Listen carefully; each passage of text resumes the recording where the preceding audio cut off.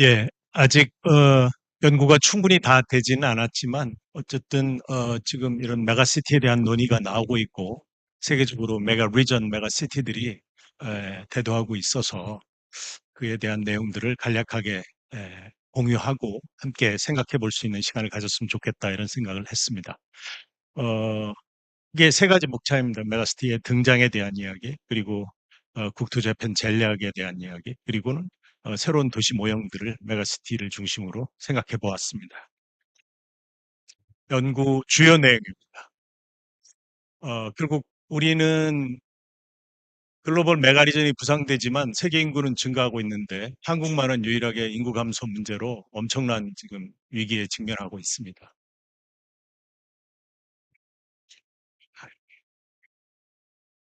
네. 그건 조금 더 괜찮아요? 네. 잘 들리나요? 이게 조금 이게 조금 더 잘 들리는 것 같긴 해요. 이걸로 들고 하겠습니다. 그러면. 예. 스크린을 보는 게 중요할 것 같아서 제가 이렇게 보면서 말씀드리겠습니다. 예. 어, 결국, 해외 메가리전이나 메가시티들을 보면 대도시를 중심으로 광역의 행정 체계가 되고 있는데 우리는 사실은 이것들이 거버넌스 체계가 잘 성립이 되어 있지 않아서 이 부분들을 좀 확충하는 게 필요한 것 같고 이런 전반적인 추세를 감안할 때 우리 국토도 재구조하는 전략이 필요하고 대한민국 전체를 하나의 초광역 메가시티 국가 체제로 만들었으면 좋겠다. 그래야 또 경쟁력도 생기고 줄어드는 인구를 감당하면서 대한민국이 하나의 도시 체계로 지속 가능하지 않겠냐. 이런 생각들을 해봤습니다. 그래서 압축거점 모형들을 중심으로 대한민국 전체를 연결하고 또 그걸 통해서 어떤 초광역 메가시티 국가가 되는 것들을 생각해 보고 있습니다. 앞부분은 서론입니다. 간략하게 서론을 생각하면은 어, 결국 어, 우주의 중심이 이제 바뀌었다는 거고요. 신중심에서 인간 중심으로 그리고 기계 중심에서 정보 중심으로 바뀌면서 유발 하레리 같은 사람은 이게 이제 돈과 정치 권력과 종교에 의해서 유니버셜 오더를 만들었다고 이렇게 얘기를 합니다. 아무튼 저희가 건축적인 입장에서 보면 도시는 점점 커지고 세계는 점점 작아진다는 게 저희로서는 굉장히 중요한 인사이트를 주는 내용인 것 같습니다. 그리고 토마스 프리드만 같은 사람들은 세계가 이제 점점 세계화되면서 어, 연결이 되고 있는데 또 연결되면서 평평해진다는 것이 문제죠. 평평해지는 10개의 힘들을 보면 결국 업로딩이라든지 디지털 트랜스포메이션 이런 모바일이라든지 이런 부분들이 굉장히 중요한 어, 체계로 바뀌고 있다.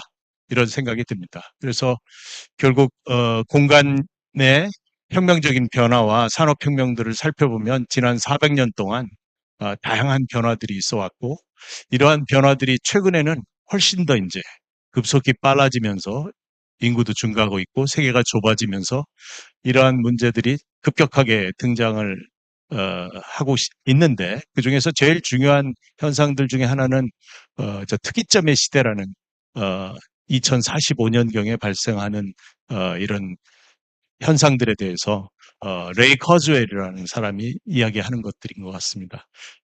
인간의 사고는 선형적으로만 생각하는데 실제로 기계와 인공지능이 디지털로 형성하는 세계는 기하급수적으로 성장하면서 이런 기하급수적인 프레임워크에 의해서 세상이 급격하게 바뀔 거다. 이런 특이점의 시대에 대한 이야기들을 일찍부터 레이먼 커즈웰은 얘기를 하면서 유전공학이나 나노기술이나 인공지능이 아마 세상을 급격하게 바꿀 거라고 이야기하고 있습니다. 이것들을 조금 더 구체적으로 살펴본 여러 학자들이 있던데요. 그중에서 6D라는 프레임워크를 가지고 설명하는 피터 디아멘디스 이야기, 어번던스의 책에 나오는 이야기지만 거기도 보면 디지털화나 잠복기가 있을 때는 명확하게 어떤 변화가 있을지 모르지만 혁신기를 거치면서 탈물질화되고 무료화되고 민주화되면서 어, 조직뿐만 아니라 도시와 기업 모든 것들이 기하급수적인 진화를 맞이하는 순간들이 생긴다. 그래서 어, 뭐 예를 들면 에어비앤비가 호텔을 가지고 있지 않아도 어, 호텔업을 할 수 있듯이 이런 부분들이고 유튜브에서 무료로 동영상을 보면 광고를 조금만 보기만 하면 모든 정보를 가져갈 수 있다든지 이런 현상들이 이제 일종의 기하급수적인 프레임워크가 생기는 거고 이게 아마 도시도 그런 방향으로 많이 가져갈 거다. 이런 생각들을 하면서 이쪽에 관련된 어, Massive Transformative Purpose라는 도시건축적 혁신 변화에 대한 그런 큰 제안들이 많이 나오고 있습니다. 그래서 이런 부분들을 뭐 우리가 여러 군데서 얘기하고는 있습니다만 오늘은 스타벅스 사례를 한번 생각해 보면 스타벅스의 딥브루라는 플랫폼 체계가 있죠. 이게 전 세계 2만 5천 개 매장에서 일주일에 약 9천만 건의 거래가 있다고 합니다. 이거를 하면서 결국 디지털 플라이휠을 만들어서 빅데이터를 이용해서 고객에게 경험의 혁신도 주고 다양한 방식의 경영 성과들을 거두고 있는데 개인화시킬 뿐만 아니라 편리하게도 하고 뿐만 아니라 이게 이제 일종의 교차 산업 기회들을 줄 수 있다. 개인을 프로모션도 하고 다양한 방식으로 수준 높은 부동산 계획까지 할 수 있어서 이런 전반적인 관리가 아, 산업의 영역을 어, 넘나들게 할 뿐만 아니라 새로운 산업 영역에 에, 접근할 수 있도록 도와주는 거죠. 지난 10년 동안 한 번도 돈을 어기지 않고 스타벅스 커피를 즐긴 사람이면 스타벅스를 어떤 마이크로 크레딧 금융의 근거로 빅데이터를 활용할 수도 있다. 이런 이야기들을 하면서 이것들이 이제 결국은 중요한 핵심 부동산에 스타벅스가 자리 잡게 하고 거기서 고객들을 관리하면서 그 사람들이 모여 있는 집단들의 위치를 매핑하면 또 다른 부동산 산업에도 진출할 수 있는 근거들을 데이터로 누적해 간다는 거죠. 이런 것들이 이제 지금 다양한 방식으로 등장하고 있는 변화들의 중요한 내용인 것 같습니다. 간단한 동영상인데요. 한 4분짜리니까 함께 보겠습니다. 전체를 요약한 내용인데 비엔날레 때 준비했던 내용입니다. 있고, 또 인구도 크게 변화하고 있고 디지털 전환이 도시를 스마트 도시로 굉장히 바꾸고 있고 또 친환경이라는 탄소 중립이 국가 아젠다로 등장할 만큼 다양한 이제 키워드들이 등장하고 있는데 이 네 가지 중에 지금 도시를 형성하는 큰 부분은 또 인구라는 부분이 절대적으로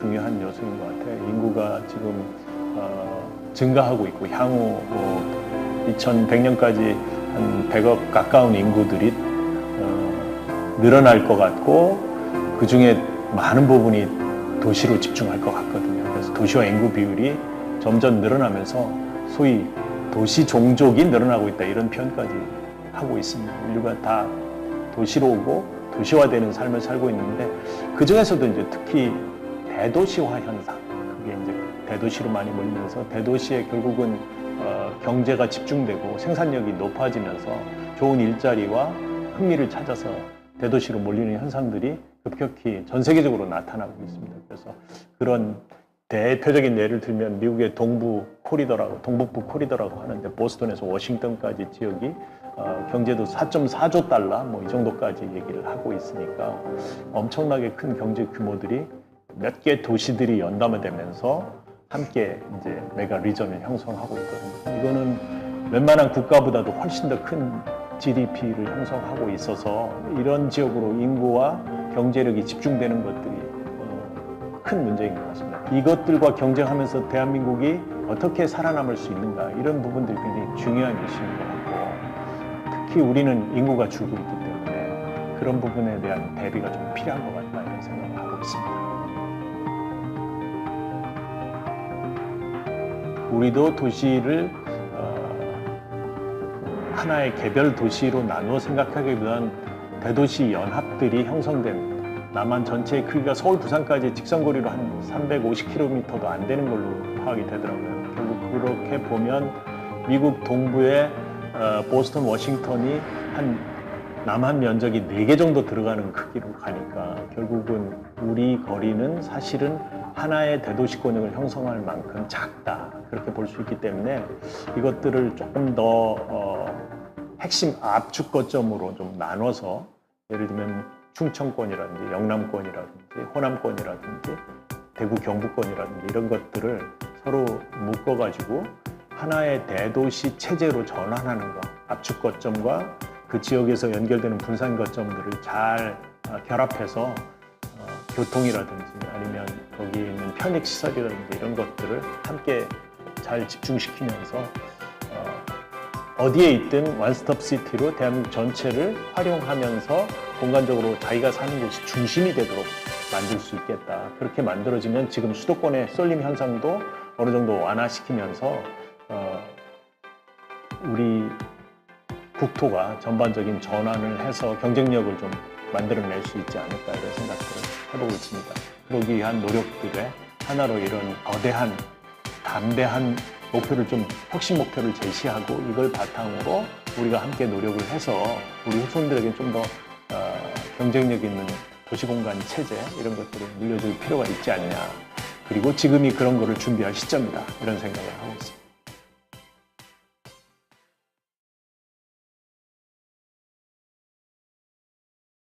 네. 아무튼 한 세 가지 질문을 하면서 진행을 하겠습니다. 하나는 이제 무엇이 도시를 바꿀까로 먼저 시작을 하는데요. 도시를 바꾸는 인자들을 여러 가지로 찾아봤습니다. 그래서 분류도 하고 여러 방식을 취했는데 결국 인공지능에 좀 도움을 받아서 키워드들끼리 묻고 카테고라이즈 하니까 크게 네 가지 정도의 이야기들이 나왔습니다. 교통 물류와 탄소 중립, 그리고 인구 변화와 디지털 전환 이런 내용들이 굉장히 중요한 내용인 거로 보고 거기에 우리 잘 아는 지금 여러 교통수단이라든지 신도시라든지 이런 것들이 많이 나와 있습니다. 문제는 많은 도시로 사람들이 이미 몰려들어서 벤 윌슨 이야기처럼 도시 종족으로 인류가 점점 더 가속화하면서 바뀔 예정이다. 이게 이제 거고 또 한 가지는 도시 종족화되면서 대도시로 몰린다는 겁니다. 그래서 결국 작은 도시들이 지속 가능하기 힘들어지는 부분도 굉장히 중요한 변화 요인인 것 같습니다. 그래서 미래 도시들이 지금 뭐 여러 가지들이 나와 있는데 한 네 가지 정도 중요한 키포인트들을 벤치마킹 할 만한 것들을 찾아보니까 결국 지금 네옴시티 같은 것들이 선형으로 압축 도시를 만들어서 170km의 차를 없게 만드는 거고 또 텔로사 시티 같은 거는 커뮤니티가 도시의 중앙부를 공유함으로써 평등주의 시스템을 만들겠다는 그런 생각들을 하더라고요. 여기서 마크 로우가 이야기하는 게 조상이 역 앞에 큰 땅을 샀다고 해서 그 사람이 후손 대대로 그 땅의 지대로 이익을 본다면 이건 불평등한 도시다 이런 생각을 하고 있는 것 같아요. 그래서 아무튼 지금 아직 땅도 안 정했지만 이코티즘이라는 새로운 생각을 가지고 도시를 만들겠다. 이것들이 시사하는 바가 큽니다. 아마 이런 방식으로 도시에 참여하는 사람들에게 이익이 돌아가도록 하는 방식, 지금의 LH가 독점하는 그런 개발 방식이 아닌 방식으로 가면 도시가 아마 기여자들에게 이익이 돌아갈 수 있도록 하면서 개발 방식이 많이 바뀌고 미래 도시가 활성화될 수 있는 가능성이 있다. 저는 이 부분을 주목하고 있습니다. 아마 오늘 뭐 그런 논의까지 깊이 들어가지는 않을 것 같고요. 이노베이션 파크는 톤 위스금이 작업한 건데 블록체인 시티로 블록체인으로 돈을 번 제프리 번즈가 이제 애리조나 사막에다 준비하고 있는 것들이고 또 스마트 포레스트 시티라고 멕시코 칸쿤에 우리가 잘 아는 스테파노 보에리가 탄소 친환경 도시들을 만들어내고 있습니다. 아무튼 여기에 핵심 키워드들은 평등, 결국 암호화폐, 그 다음에 블록체인 같은 또 탄소 제로, 그 다음에 자동차 없는 도시 이런 것들이 아마 미래 도시의 중요한 단면을 차지하지 않을까 이런 생각들을 해봅니다.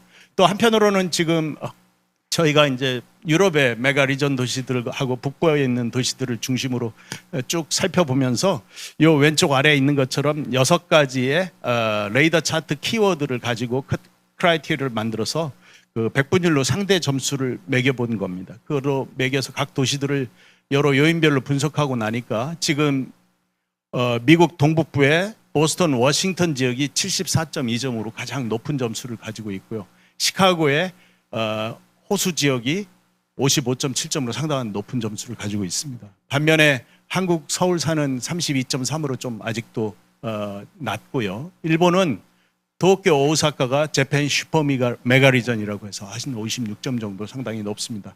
이렇게 지금 북반구에 이런 여러 글로벌 메가시티들이 성장하면서 유럽도 런던, 리드, 체스터, 맨체스터가 있고 또 파리스, 암스테르담, 뮤니크까지 다양한 도시들이 이런 거대화되고 있고 이런 현상의 배후에는 우리 도시에서 볼 수 있듯이 대도시화되는 거죠. 1950년대 1000만 도시가 한 10개였다면 2020년도에 나타난 거는 2000만 도시들이 벌써 나타나고 규모가 상당히 커지고 있다는 거죠.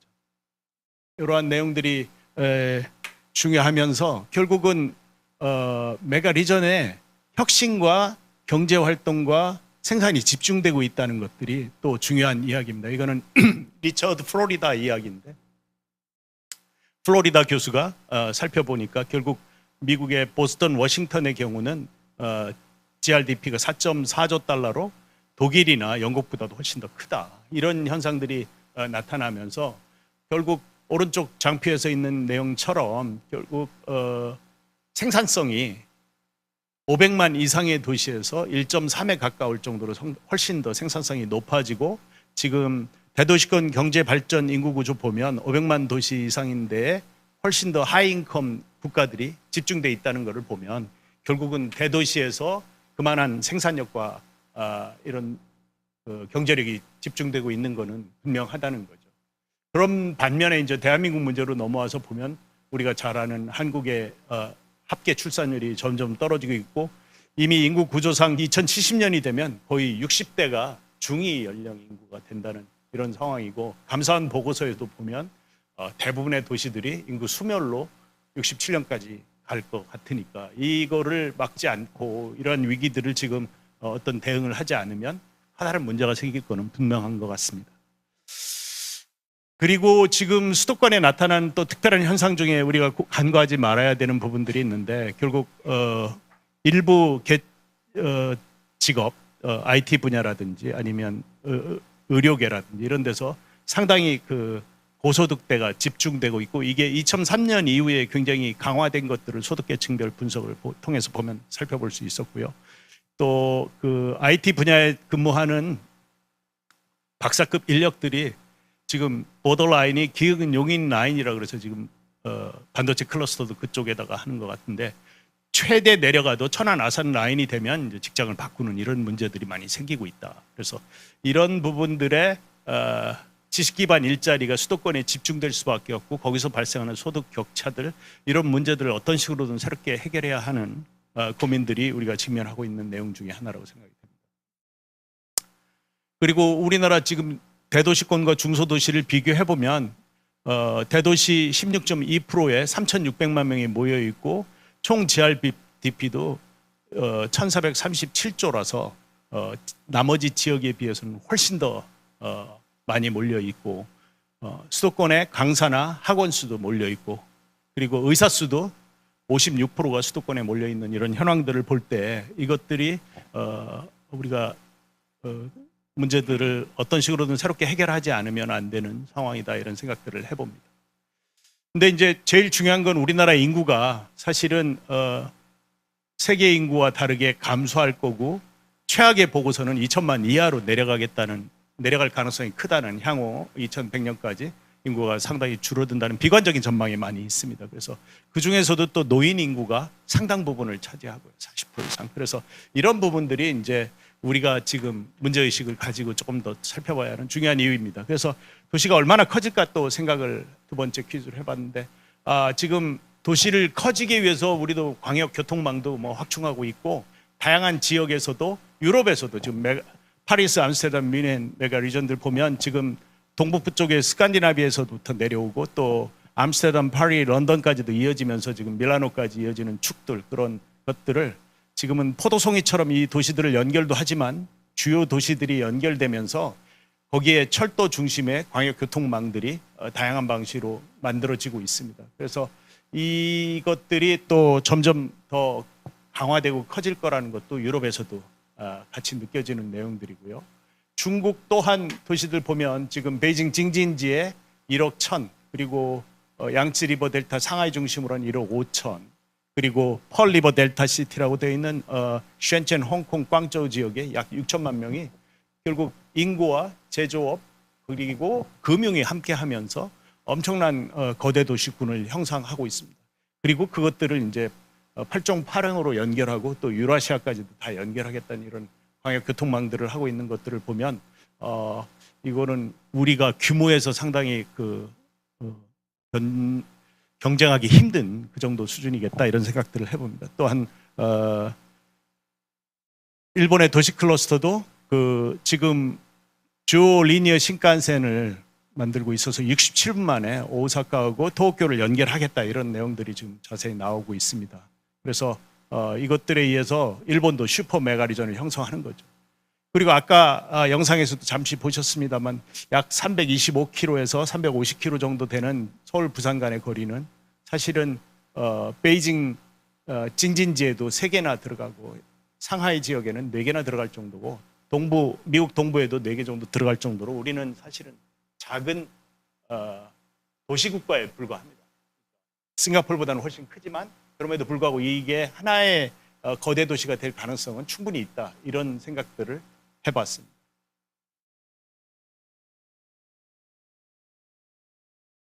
넘겨주시죠. 예.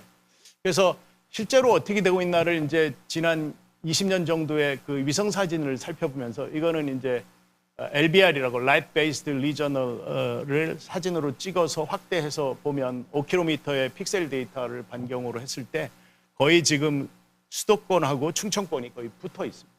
사실은. 그리고 이것들의 방법은 뭐 팀 굴덴이라든지 아니면 리처드 플로리다가 먼저 했던 방법들인데 그 부산권하고 대구권도 잘 연결될 가능성도 있습니다.